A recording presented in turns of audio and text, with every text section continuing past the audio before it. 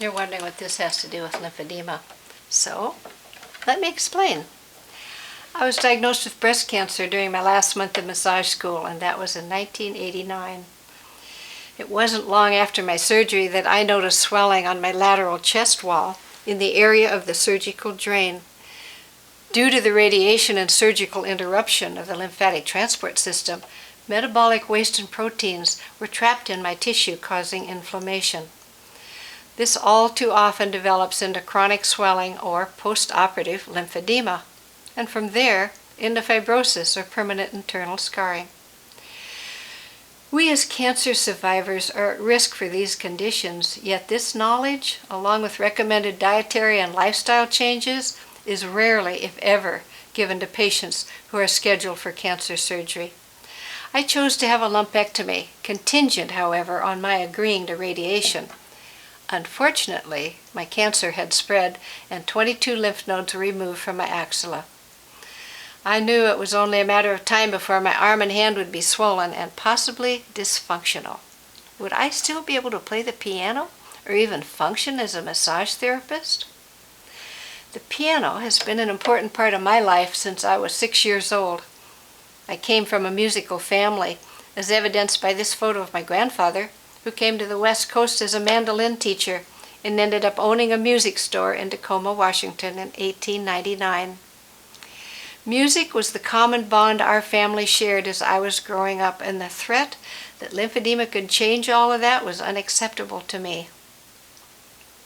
In anticipation of spending the rest of my life with a swollen arm, I realized there were also other considerations. I was not willing to give up my femininity. I loved wearing nice clothes.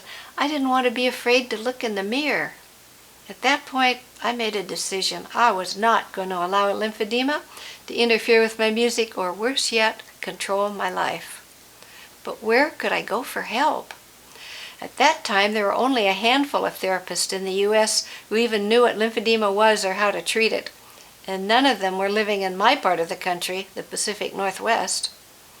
This meant I needed to learn how to treat myself, and I wanted to be able to help others who found themselves in this same predicament. Thanks to my concerned friends who were willing to fund my extended education, I was able to go to Austria and learn the basics of manual lymph drainage, or MLD.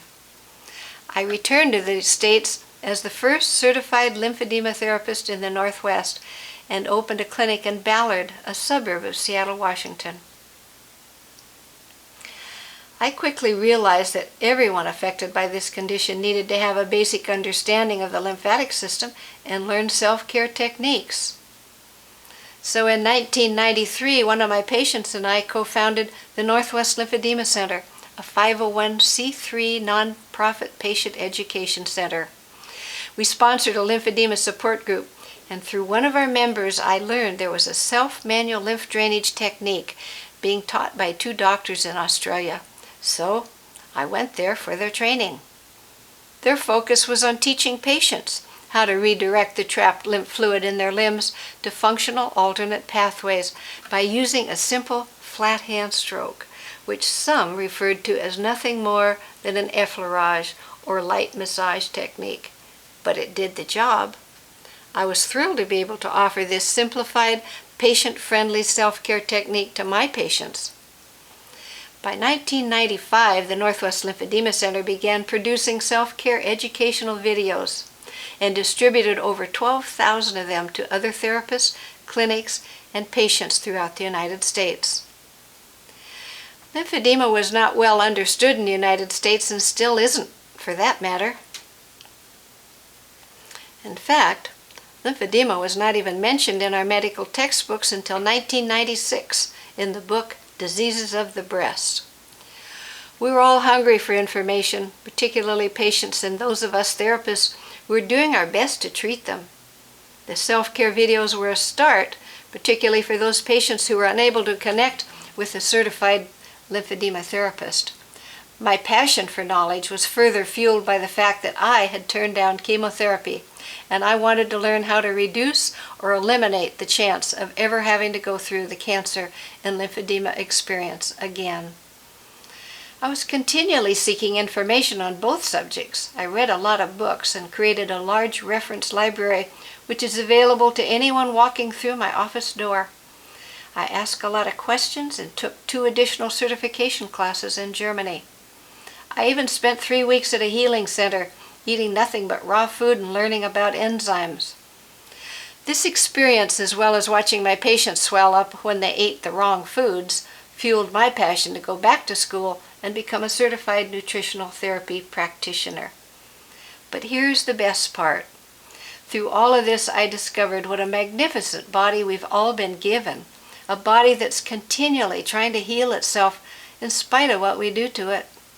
If we insult it 3 times a day with inflammatory foods, fail to keep it well hydrated, suffer from sleep deprivation, and subject ourselves to ongoing stress, how can we ever expect a positive outcome? It's only a matter of time until it becomes painfully obvious that we can't.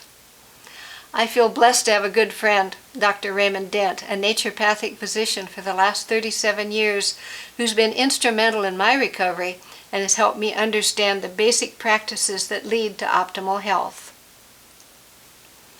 He is always here to back me up when I see patients who appear to have an underlying condition even more serious than lymphedema.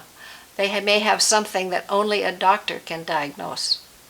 I have asked him to tell you in our next presentation just how important the lymphatic system is to our overall health and focus on some of the factors essential to the successful management of lymphedema.